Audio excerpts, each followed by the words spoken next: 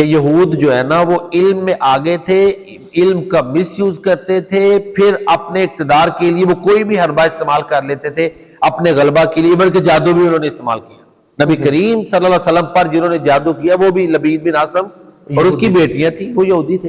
تو لہذا یہاں اندازہ لگائے کہ اپنے غلبے کے لیے کفر بھی کرنا پڑے تو انہوں نے کیا ہے، یہ ان کی ماضی کی مینٹلٹی ہے۔ آج آپ دیکھ لیں کہ دنیا میں بدترین تشدد فلسطینیوں پہ وہ کر رہے ہیں، ٹھیک ہے، جس میں بلا تمیز تمام انسان، بلا تمیز مذاہب اور ادیان تمام اس کی مذمت کر رہے ہیں۔ لیکن پھر ایک اور چیز، چونکہ میڈیا ان کا ہے، وہ اس کو کوشش کرتا ہے کہ جسٹیفائی کریں۔ ماضی میں بھی ایسا ہی تھا، میڈیا کہہ لیں کہ میڈیا پہ ماضی میں بھی ان کا قبضہ رہا ہے، اب بھی یہ ہے۔ تو اس حوالے سے وہ کوشش کرتے ہیں کہ مظلوم کو ظالم اور خود ظالم اپنے آپ کو جسٹیفائی کریں کہ ہم مظلوم ہیں۔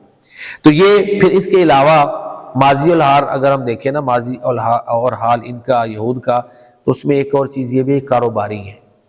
اس دور میں بھی جب نبی کریم صلی اللہ علیہ وسلم کی بعثت ہوئی، کاروبار پر گریپن کی تھی۔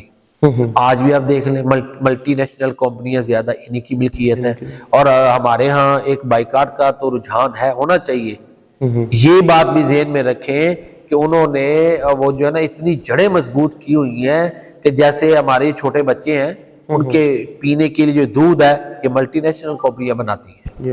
اور ایک پروگرام میں نے دیکھا تھا، طارق عزیز مرحوم ایک ہمارے بڑے اسکالر گزرے ہیں جو فوت ہو چکے ہیں، طارق عزیز شو ان کا لگتا رہا، نیلام گھر ان کا پروگرام لگتے رہے، بڑے انفارمیٹو پروگرام ہوتے تھے۔ انہوں نے ایک پروگرام میں واضح کہا کہ اگر یہ جو کمپنیوں والے نا، ملٹی نیشنل کمپنیاں والے، یہ تمہارے بچوں کا دودھ ہی بند کر دیں تو تم سروائیو نہیں کر سکتے۔ اس قدر وہ جو ہے نا، یعنی انہوں نے جو پروڈکٹس مارکیٹ میں لانچ کی ہوئی ہیں نا، وہ کہہ لیں کہ لوگوں کی بنیادی ضروریات ہیں۔ تو اس حوالے سے بھی ان کی جو ہے نا ذہانت دیکھے، کاروباری، پھر کاروباری سے اگلا جو ان کا مرحلہ آ جاتا ہے وہ سودی نظام۔